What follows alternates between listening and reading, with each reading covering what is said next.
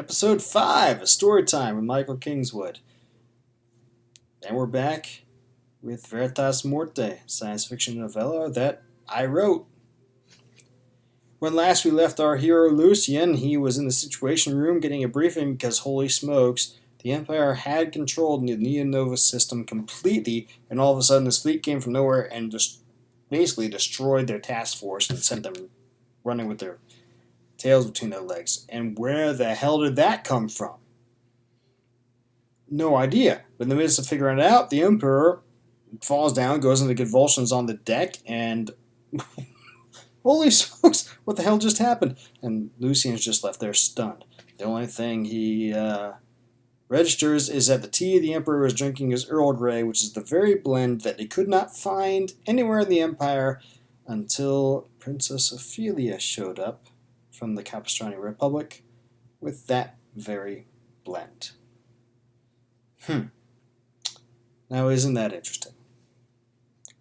As usual, Keith Michaelson is the narrator for this, and let's listen in as we go into the next scene.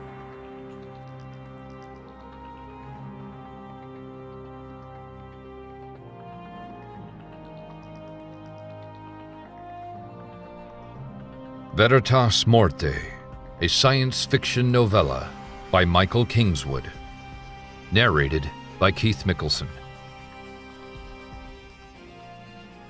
Lucien looked through the plexiglass that separated the acute care clinic on the ship's infirmary from the adjoining observation gallery at his father, limp and apparently lifeless on a treatment bed. All manner of tubes ran into him from machines that seemed to surround him, providing him oxygen, fluids, medication, every treatment that the Empire's enormous resources could bring to bear on medical conditions. And none of it did a lick of good. The Emperor may as well have been dead, for all the vitality he showed. Only the slow pulse showing on one of the displays next to his blood pressure and blood oxidation numbers put the lie to that impression. In his memory, Lucien had never seen his father laid low like this, or in any way even close to this. He had always been erect, strong, stern but fair, and, very occasionally, warm. But always strong. But now... Lucien sniffed and wiped the beginning of tears from his eyes, then gave himself a shake and drew himself upright. The despair he felt at seeing his father thus, a mirror of what he felt not so long ago at his mother's loss, would not serve him or the Empire now. He pushed that feeling down, letting it simmer into anger. Anger he could focus. Anger he could use. The door slid open behind him, and slow, measured footsteps announced another person's entrance. Lucien did not have to look to know it was Abernathy. He would know the old man's gait anywhere. The tea was poisoned, wasn't it? Lucien asked quietly. Abernathy stopped to Lucien's right and crossed his arms over his chest. As usual, he wore his formal teacher's robes, gray and blue, trimmed in silver white, over a body that was still heavily muscled for all it had started to go plump about the middle. From the corner of his eye, Lucien saw him nod.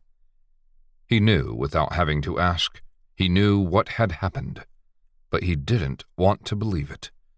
Part of him wanted to think her incapable of such an act, the boyish part that saw through the lens of attraction first and foremost.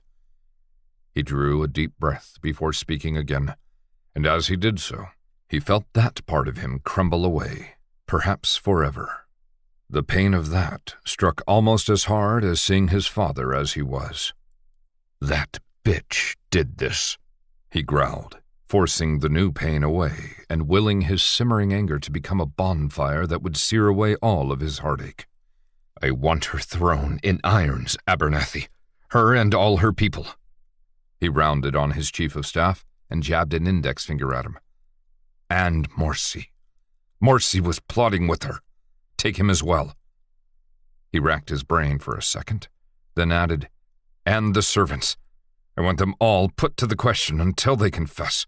Spare no techniques. I want them singing before dinner. Abernathy turned his round face toward Lucien and frowned. It was the frown of disapproval that Lucien had come to know so well when he had not gotten his lessons correct, and it made his ire rise all the higher. "What?" he demanded. "Speak, man!" Abernathy scratched at his beard, nearly full gray now, as was the thinning hair atop his head, and shook his head.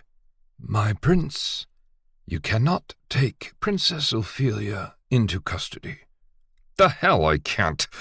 Do you have any proof to back up your accusations?" That took the wind out of his sails, and Lucien was forced to shake his head in the negative.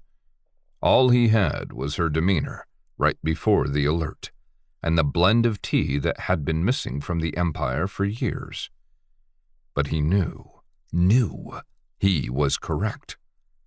Ophelia had tried to kill his father, and his blood went cold as he remembered the servant trying to get him to drink the tea, the look of chagrin on his face when Lucien refused.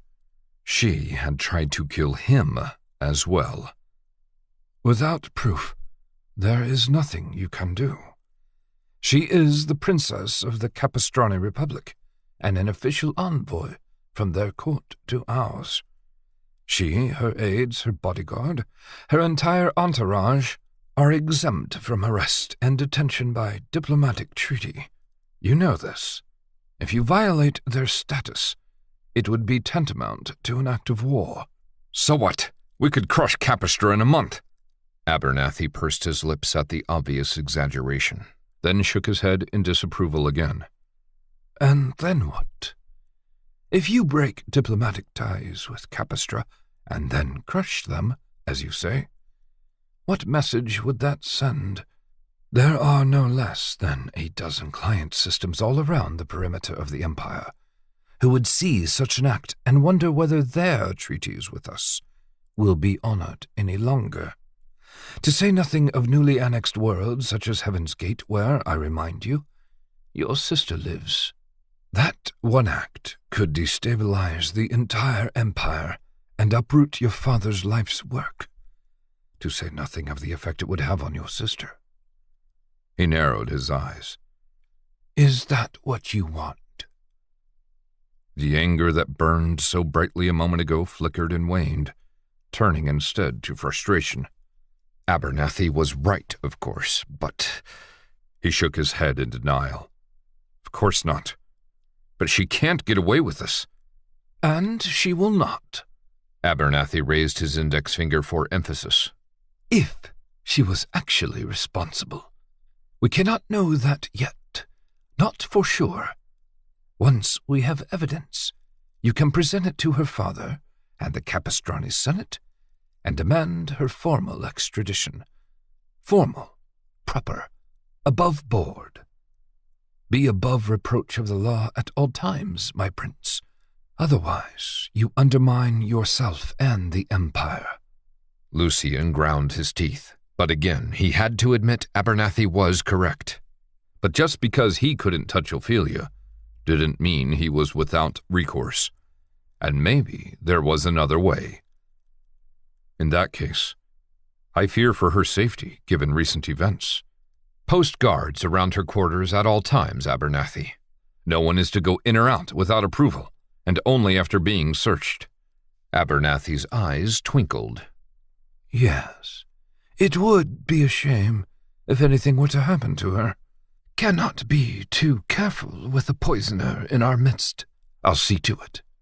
"And the others?" Abernathy nodded slowly. "It is already being taken care of." That was something, at least. Part of Lucien's frustration faded. Part of it. Abernathy drew himself up and adjusted his robes, then looked Lucien up and down slowly. "You have a pent-up look about you, my prince. Shall we go to the gymnasium? A few rounds in the ring would do you some good." That sounded very appealing, actually.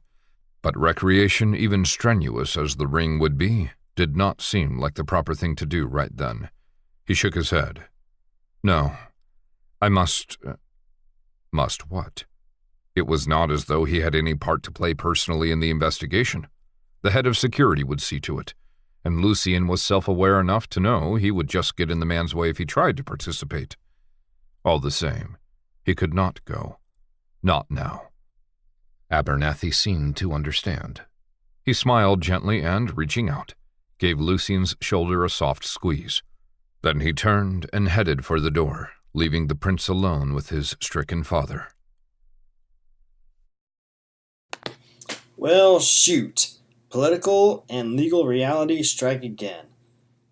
Apparently, even if you're the crown prince of the great big multi-system galactic empire, you can't just throw anybody in prison on a whim because there's this little thing called ambassadorial status. And this other little thing called, hey, proving that the person did what you accuse them of, which appears that the Karathi Empire at least retained a little bit of the latter. Which actually makes sense, because, even if you're the Tin Horn Despot, you kind of need your people, so you don't want to just throw every jackass who gets accused of anything in prison, right?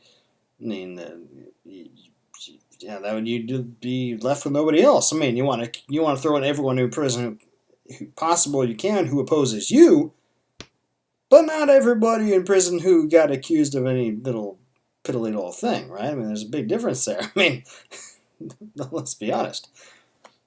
So, yeah. Well, I guess we'll have to figure out, wait and see what Lucien did. It'll be about a week, unless you buy the book. Book's available on ebook and Amazon, and it will be everywhere else soon enough. Print book you can get everywhere. Audiobook, everywhere you can find audiobooks. And of course, you can go to my website and send me an email. And if you really like me, go to Patreon, become a patron, and send me money on a monthly basis because, hey, can you resist this awesome guy? No, let's be honest. Yes, you can. But do you like the stories I tell? If you do, help a brother out. But even if you don't want to do that, come back next time and we'll continue on with the story. Anyway, love you a long time. Don't do anything I wouldn't do, even if you can't figure out exactly what that is.